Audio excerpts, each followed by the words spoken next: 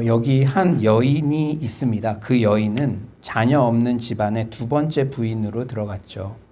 첫 번째 부인이 동의해 주어서 남편과 동침을 했고 그 집안의 아이를 임신했습니다. 그 팔자를 고칠 줄 알았는데 첫 번째 부인의 횡포가 말이 아니에요. 남편도 나몰라라 하는 게 너무나 속상합니다. 도저히 견딜 수 없어 친정으로 향합니다. 인적이 드문 시외버스 터미널, 축복받지 못한 생명을 잉태한 채 친구 하나 없이 혼밥을 먹고 있는 자신을 바라보니 인생의 광야를 만난 처량한 모습에 여러 가지 복잡한 생각이 스쳐갑니다. 친정엄마는 나를 보며 얼마나 속상해 하실까? 이 아이를 낳아서 어떻게 키울 수 있을까? 남편은 나를 사랑이나 하는 것일까? 오늘 본문의 하갈이 바로 이런 상황에 처해 있습니다.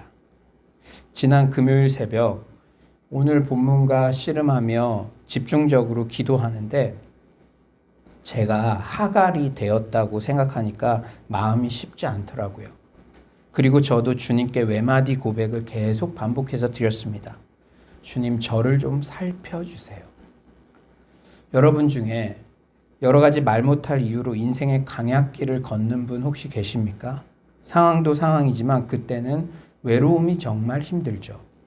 저도 중국 평신도 선교사일 때 중국 서안의 잿빛 하늘을 보며 혹시 이곳에서 누구 하나 알아주는 이 없이 그냥 잊혀지는 것 아닌가라는 걱정이 엄습할 때가 있었습니다. 남몰래 눈물을 흘릴 때도 많았습니다. 여러분들은 사회생활을 하며 사장님 등 높은 분들이 부서 방문을 할 때 어떻게든 사장님 가까운 자리에서 눈이라도 마주치고 자신을 어필하고 싶어하는 유형입니까? 아니면 사장님이 뭐 나까지 신경 쓰겠어? 뭐 내가 인정받을 게 있겠어? 생각하며 일부러 사각지대에 앉아 그 시간이 지나가기만을 기다리는 유형입니까? 여러분이 연극을 한다면 주연을 하기를 좋아하는 유형이십니까? 아니면 조연만이라도 만족하는 그런 유형이십니까? 세상은 에이스, 인싸, 위너들에게 모든 스포트라이트를 집중합니다. 하지만 하나님의 시선은 이 땅의 아웃사이더들, 조연들, 약자들을 따뜻하게 살피십니다. 우리 오늘 본문 13절을 한번 다 같이 한번 읽어볼까요? 13절입니다. 시작. 하갈이 자신에게 이르신 여호와의 이름을 나를 살피시는 하나님이라 하였으니 이는 내가 어떻게 여기서 나를 살피시는 하나님을 배웠는고 함이라. 아멘. 살피시는 하나님. 오늘 본문에서 아브라함과 사라는 믿음의 조상, 그 부인, 주인공들이죠. 어마어마한 주인공들이죠. 그런데 하갈을 살펴주고 계시다. 이렇게 말씀합니다. 오늘 이 시간 여러분이 어떤 상황에 처해 있든지 하갈과 같이 나를 여전히 살피시는 하나님을 만나고 돌아가시는 복된 시간 되시기를 간절히 축원합니다. 오늘 본문의 내용은 무엇이죠? 사라는 아브라함에게 상속자를 낳아주려는 욕구로 고대 근동의 관습 하나를 받아들여요. 사라는 이집트 출신의 여종 하갈이 자신을 대신해 아들을 낳아주기를 바라고 그녀를 아브라함에게 보냅니다. 하갈이 임신한 뒤 두 여인 사이에 갈등이 커지고 사라가 하갈을 학대하자 하갈은 급기야 도망칩니다. 그런데 여호와께서 광야에 있는 하갈을 찾아와 주셔서 약속의 말씀으로 회복시켜 주세요. 이게 오늘 본문의 내용입니다. 여러분, 저는 오늘 본문을 통해 주시는 교훈을 두 가지 정도 살펴보기를 원해요. 첫째는요, 약속의 말씀을 온전히 인내하지 못하고 인간적 방법이 개입되면 문제를 더 복잡하게 만든다는 교훈입니다. 우리 2절 한번 다 같이 한번 큰 목소리로 한번 읽어볼까요? 2절입니다. 시작. 사례가 아브라함에게 이르되 여호와께서 내 출산을 허락하지 아니하셨으니 원하건대 내 여종에게 들어가라. 내가 혹 그로 말미암아 자녀를 얻을까 하노라 하매 아브라함이 사례의 말을 들으니라. 사랑하는 여러분, 당시 사회 문화적 배경으로는 사라의 이런 행동은 충분히 받아들여질 만한 것이었어요. 그리고 하나님의 약속의 말씀을 받은 지 10여 년이 지났는데도 사라 자신은 점점 늙어가고 임신은 기미조차 보이지 않고 어찌 보면 사라의 행동이 일견 이해가 갑니다. 이거에 법적으로 막 도덕적, 윤리적으로 그 당시 상황에서 어떻게 첩을 이렇게 데려다 이럴 일이 아니었어요. 그때는 그게 그냥 보편적인 거였습니다. 하지만 성경은 사라의 이 행동을 부정적 뉘앙스로 다루고 있어요. 사라의 행동을 창세기 3장에 하와의 행동과 연결시켜서 묘사합니다. 제가 창세기와 한번 오늘 이 사라의 행동, 하와의 행동 이렇게 비교해서 한번 설명을 해드려 볼게요. 2절 상반절에는 사레가 아브라함에게 이르되 이렇게 표현되어 있죠. 근데 창세기 3장 2절 여자 하와가 뱀에게 말하되, 그리고 2절 하반절, 오늘 2절 하반절에는 아브라함이 사레의 말을 들으니라. 창세기 3장 17절은 내가 아담 너가 내 아내의 말을 듣고 하와의 말을 듣고, 그리고 오늘 본문 3절은 사레가 하가를 데려다가 그 남편 아브라함에게 첩으로 준 때는 창세기 3장 6절에는 여자가 하와가 자기와 함께 있는 남편에게도 주매. 이렇게 정말 유사하게 그리고 있습니다. 그러니까 우리가 오늘 본문에서 키포인트는 사회적으로는 이거 법적으로 문제 안 돼. 뭐 요새 간통죄도 폐지됐잖아요. 사회적으로는 손가락질 안 당하는 거라도 하나님 보시기에는 하나님의 약속을 끝까지 온전히 신뢰하지 못하고 자기 방법을 이렇게 편법을 동원하는 것을 하와가 범죄했던 거와 연결선상에서 우리에게 말씀하고 있다는 것이죠. 성경은 자기 스스로 축복을 얻으려는 사라의 계획이 하나님과 같아지려는 하와의 계획과 같이 하나님의 축복의 계획을 왜곡시키는 시도가 되고 있음을 보여줍니다. 물론 하나님의 약속의 말씀을 인내로 기다리는 것, 하나님의 방법대로 올곧게 나아가는 것, 이것이 생각보다 참 쉽지 않아요. 하지만 우리가 명심해야 할 부분이 있습니다. 사라같이 인간적인 편법이 빠른 것 같고 효율적인 것 같고 당장은 문제가 해결되는 것 같아도 인간적인 편법은 결국 돌아가게 되어 있고 여러 가지 문제를 야기시킨다는 점이죠. 우선순위. 성경은 영혼이 잘된 같이 범사가 형통해요. 근데 영혼이 잘 되는 거, 예배, 말씀, 기도 이런 것들은 당장 효과가 안 일어나는 것 같아요. 그래서 우리 대학생들은 너무 참 감사한 게 금요일 날에도 주일 날에도 알바 시간이 겹치면 선택 안 해요. 그냥 내가 돈을 좀 적게 받더라도 예배에 먼저 나옵니다. 그런데 우리가 그것보다는 당장 돈이 급하니까 예배나 말씀, 기도 듣는 이런 시간보다는 다른 것들을 내 머릿속으로 그냥 생각해서 취하면 그것이 결국은 빨리 가는 것 같고 해결되는 것 같지만 문제를 더 복잡하게 만든다는 거예요. 여러분 한번 볼까요? 사라가 인간적인 편법을 동원하자 그 가정에 어떤 문제들이 발생했습니까?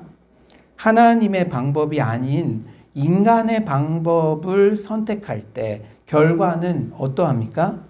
첫 번째로 교만이 들어와서 고통을 야기시켜요. 우리 4절 한번 다 같이 한번 읽어볼까요? 4절입니다. 4절 시작. 아브라함이 하갈과 동침하였더니 하갈이 임신하매 그가 자기의 임신함을 알고 그의 여주인을 멸시한지라. 열등감에 시달리던 사람이 뭔가 갖게 되면 오히려 더 방자하게 행해요. 여종이었던 하갈은 감히 주인 사라를 넘볼 수 없는 포지션이었죠. 하지만 사라가 가지지 못한 아이를 자신이 가졌다고 생각하자 태도가 돌변합니다. 이게 사람이에요. 이게 인간입니다. 그렇습니다. 한 사람의 인격은 인생의 봄, 여름, 가을, 겨울을 지나봐야 제대로 파악이 되어요. 특히 뭔가 가졌을 때, 돈, 권력 등을 가졌을 때 드러나는 인격이 진짜 인격입니다. 가지지 못할 땐 누구나 겸손하죠. 하지만 뭔가 좀 나아졌다고, 남들 못 가진 거 내가 좀 갖게 되었다고, 문제가 해결되었다고 개구리 올챙이적 생각 못하고 교만하면 그것은 인격의 천박함을 드러낼 뿐이고 망하는 지름길입니다. 그런데 우리가 남들이 그렇게 교만해졌다고, 사람 변했다고 손가락질 할 것도 못 되어요. 제가 이렇게 제 자신을 보니까 저도 가져보지 못해서 그렇지 저에게도 돈이, 권력이, 사람이 붙으면 언제든지 그렇게 변할 수 있는 존재라는 점, 그것을 깨닫게 하시더라고요. 그러므로 우리는 항상 겸손히 우리 자신의 연약함을 인정하며 자기 자신을 우선 살피며 반면교사 삼아야 될 줄 믿습니다. 그리고 이 인간적인 방법이 동원되자 어떤 문제가 이 가정에 생겼냐? 두 번째는 무책임과 책임 전가의 모습이 나타나요. 창세기 3장 아담과 하와 집안에 있었던 것과 너무나도 유사한 일이 일어납니다. 하나님의 방법으로 문제를 해결할 때는 진행 과정이 스무스해요. 하지만 하나님의 뜻이 무시되고 인간적인 방법이 개입되면 결과가 안 좋을 때 서로 책임 공방하기 일쑤입니다. 우리 5절 상반절을 한번 볼까요? 사레가 아브라함에게 이르되 내가 받는 모욕은 당신이 받아야 옳도다. 사라는 본인이 적극적으로 남편에게 제안을 했음에도 잘못된 결과의 책임을 남편 탓으로 지금 돌리고 있어요. 처음에 누가 제안했습니까? 하갈 임신해라. 하갈 데리고 본인이 해놓고 하갈이 이제 임신했다고 자기 무시하니까 남편한테 다 책임을 전가하고 있어요. 남편 아브라함도요, 가정 안에 발생한 갈등의 문제를 책임지는 자세보다는 무책임으로 일관합니다. 저는 창세기 볼 때 저도 남자지만 남자들의 모양 빠지는 모습들이 많이 나와요. 어쩜 이렇게 무책임할 수 있는지. 6절 상반절에 보니까 당신의 여종은 당신의 수중에 있으니 당신의 눈에 좋을 대로 그에게 행하라. 네. 뭐 이렇게 우리가 그래도 믿음이 있는데 이렇게 해야죠. 막 그런 게 아니라 또 중재 적극적으로 하는 것도 아니라 그냥 이렇게 무책임하게. 그래서 문제 발생하면 이거 네가 그런 거야 이런 식으로 되게 막 쿨한 것 같지만 이건 진짜 무책임한 모습. 우리 권사님들이 막 웃고 계시는데 누가 자꾸 이렇게 연상되면 안 됩니다 이런 말씀 들을 때 그래요. 아내 사레의 책임 전가와 아브라함의 무책임.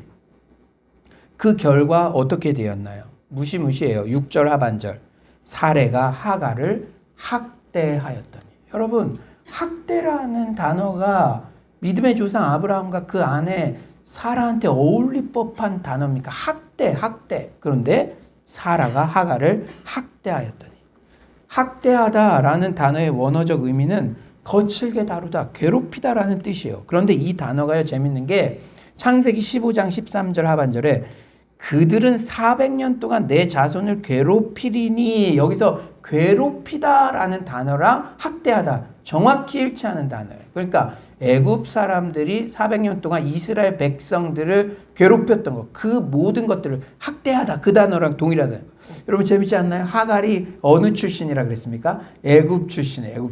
그래서 그 400년 생활이, 그 노예 생활이 일어나기 전에 역설적으로 오늘 본문에서는 한 애굽 여인이 히브리인들의 종이 되었던 가나안 땅에서 받은 고통을 지금 설명을 하고 있다는 거예요.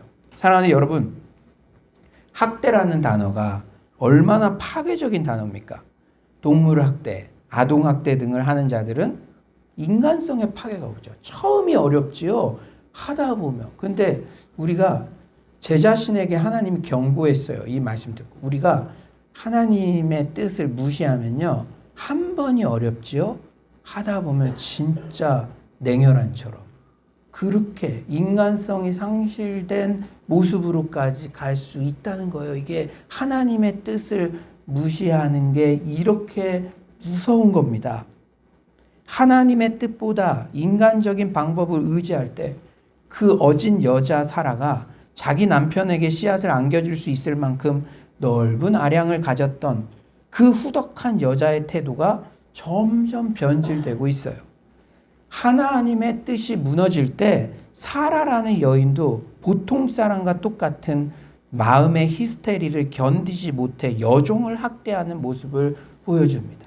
제가 존경하는 목사님이 그런 말씀 하시더라고요. 하나님의 말씀을 오용하는 사람 있잖아요. 그 사람이 제일 데인저러스한 사람이다. 그러니까 하나님의 말씀을 자기 상황에 맞게 막 합리화해서 막 하는, 왜냐하면 하나님의 말씀도 자기 입맛대로 할 수 있는 사람은 모두 할 수 있는 사람. 어떤 잔인한 일, 어떤 것도 할 수 있는 일. 그러니까 지금 사라가 하나님의 뜻을 조금 무시한 것 같고 약간 타협한 것 같고 그렇지만 그게 점점 학대하고 인간성의 상실까지도 가져오는 그런 무시무시한 결과들이 그 집안에 지금 일어나고 있다는 것이죠. 사랑하는 여러분, 창세기 말씀을 통해서 반복적으로 들려주시는 교훈을 잊지 맙시다. 우리는 하나님의 말씀을 신뢰하고 그분의 약속을 인내로 기다려야 됩니다. 아멘이십니까? 이게 쉽지 않잖아요. 그러나 10년 지났는데도 소식 없었을 때도 하나님이 약속해 주셨으니까 그 약속의 말씀을 되뇌이고 기다렸어야 되죠. 세상의 관습과 인간적인 편법을 사용하는 것은 문제를 더 복잡하게 만들고 더 큰 긴장을 가져오게 됩니다. 영혼이 잘된 같이 범사가 잘 되는 거예요. 우선순위를 확실히 하게 해야지 범사를 먼저 선택하면은 그게 빠른 것 같고 당장은 유익이 되는 것 같지만 영혼 망하면 다 망하는 것입니다. 하나님의 창조와 선택의 근거에서 존재하게 된 모든 사람은 하나님의 뜻대로 오직 믿음으로 살아야 되는 줄 믿습니다. 오늘 본문이 주시는 두 번째 교훈은 하나님께서 고통 가운데 있는 우리의 신음을 들으시고 살피신다는 교훈이에요. 인간들은 이렇게 틈만 나면 죄를 짓고 엉망진창이고 또 믿음의 조상 아브라함 사라 같은 이런 주인공들도 이런데 이 아웃사이더 같은 사람들 얼마나 엉망진창 같고 상황이 정말 비루하고 어려울 수 있겠습니까? 그러나 오늘 본문이 우리에게 주시는 감동은 하나님께서 고통 가운데 있는 우리의 신음을 항상 들으시고 살피신다는 거예요. 저는 이것이요 응답 받고 제가 말씀 전하는 것입니다. 제가 순간 힘든 그런 시간들이 있었는데 이 말씀 딱 듣고 응답 받고 여러분에게 전하는 것입니다.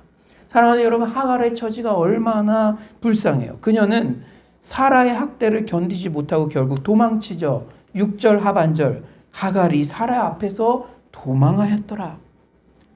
그녀가 현재 있는 곳은 그녀의 모든 심리적, 정신적, 육체적, 영적 상태를 대변해요. 그녀는 지금 어디에 있습니까? 어디에 있다고 했습니까? 광야.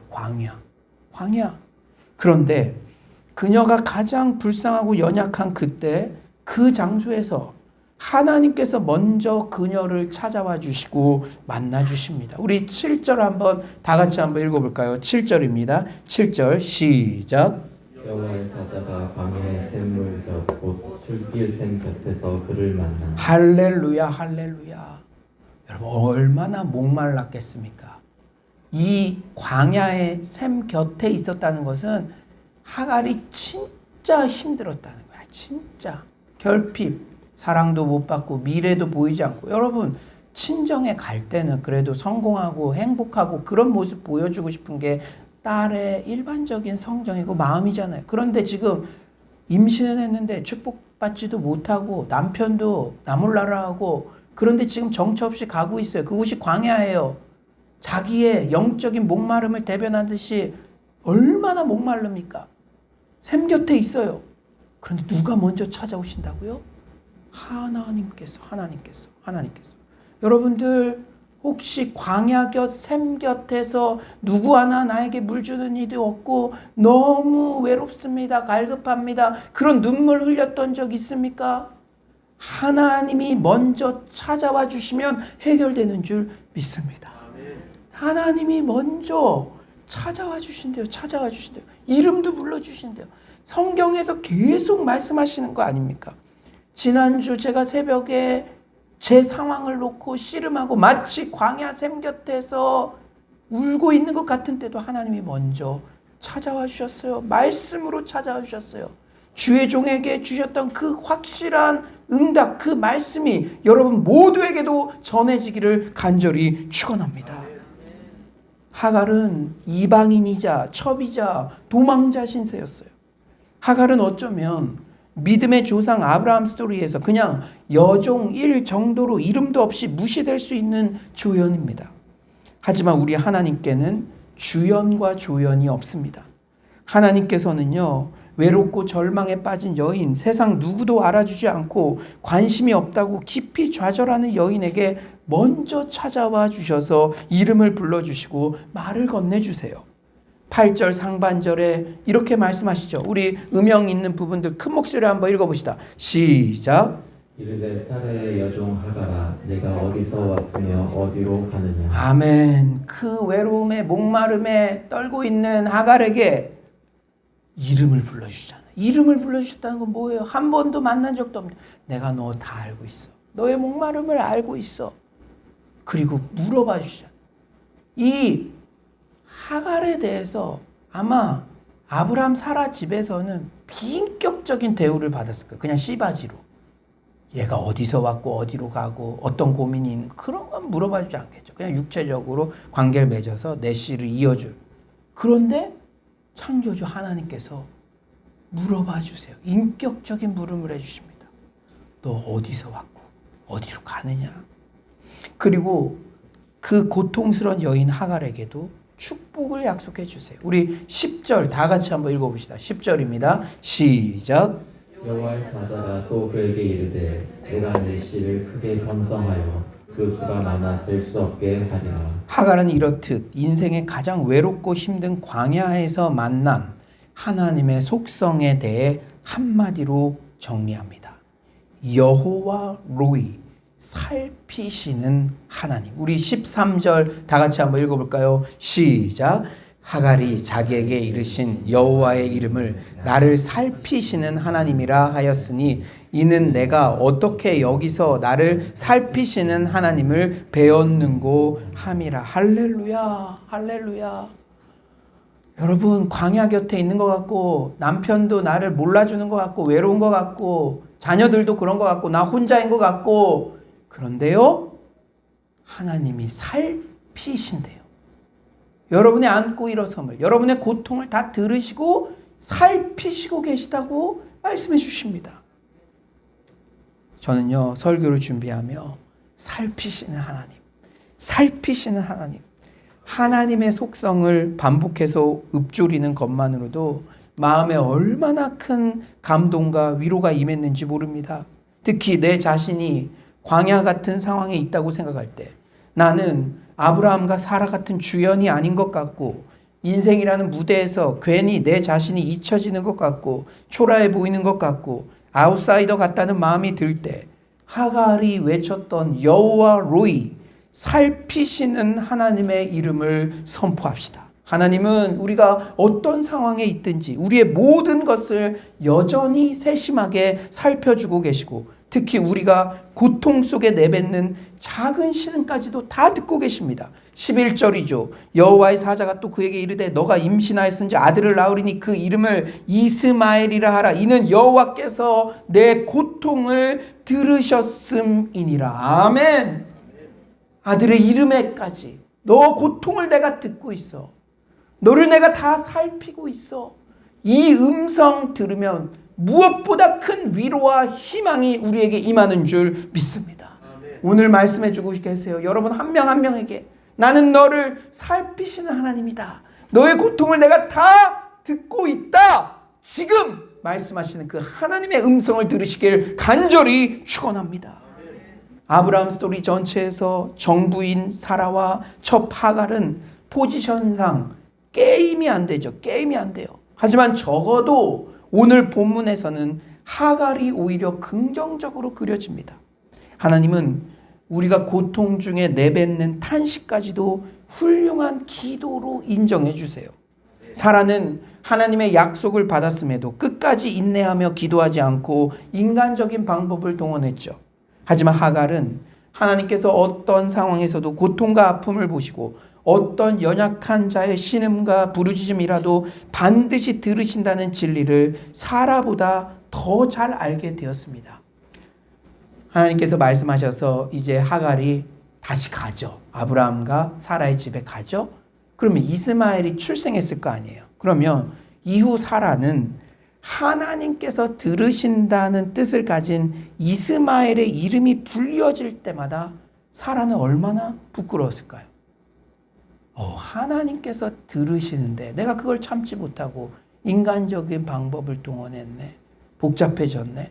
이 이스마엘이라는 존재 자체의 그 이름을 불러가면서 사라는 자기 자신이 반성하기도 하고 깨닫게 됐겠죠. 부끄러웠겠지만 사라 또한 오늘 본문의 실수를 통해 어떤 고통이 어떻게 찾아오든 하나님께서는 모든 것을 보고 들으심으로 어떤 것도 기도보다 앞서서는 안 된다는 진리를 굳게 깨닫는 계기가 되었을 것입니다. 이제 말씀을 정리하겠어요.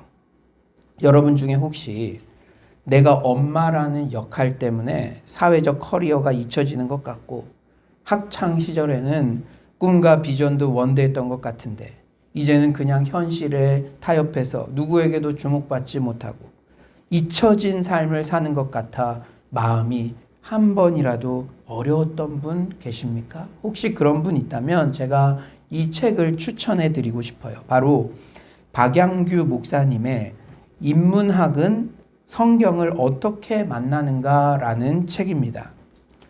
텍스트로 컨텍스트를 사는 사람들에게 라는 부제가 달린 이 책은 주연보다는 조연의 입장에서, 사라보다는 하갈의 입장에서, 모세보다는 출애굽 이스라엘 백성들의 입장에서, 우리 같은 보통 사람의 입장에서 성경의 사건들을 해석하려 애쓴 책입니다. 김관성 목사님은 이 책의 추천사에서 이렇게 밝혀요. 평범한 신자들이 흉내낼 수 없는 압도적인 희생과 헌신의 주인공들이 있습니다. 귀한 분들이죠. 그러나 우리는 그저 그런 일상 속에서 하루를 통과합니다. 신앙의 영웅들이 살았던 삶의 조건이나 환경과는 전혀 다른 자리로 부름받고 있는 것이지요. 저질렀던 죄를 또 저지르고 후회하고 탄식하고 다시 일어났다가 또다시 무너지는 지긋지긋한 우리의 삶과 일상, 우리의 구질구질한 이 삶에도 신앙적인 의미와 이유가 있을까요? 이 책을 붙잡고 차분히 읽으십시오. 신앙의 거인들의 삶과 신앙만큼 복된 자리로 부름받고 있는 우리 자신을 깨닫고 감격하게 될 것입니다. 사랑하는 여러분, 하나님 앞에서는 주연과 조연이 없습니다. 영웅과 아웃사이더가 없어요.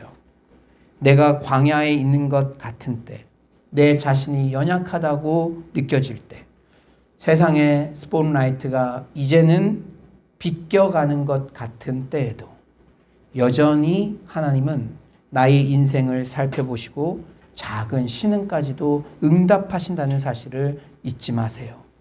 모든 상황을 살피시고 들으시는 하나님의 약속을 신뢰하며 인간적인 편법을 내려놓고 기도로 인내하는 서울로의 모든 성도님들 되시기를 간절히 축원합니다.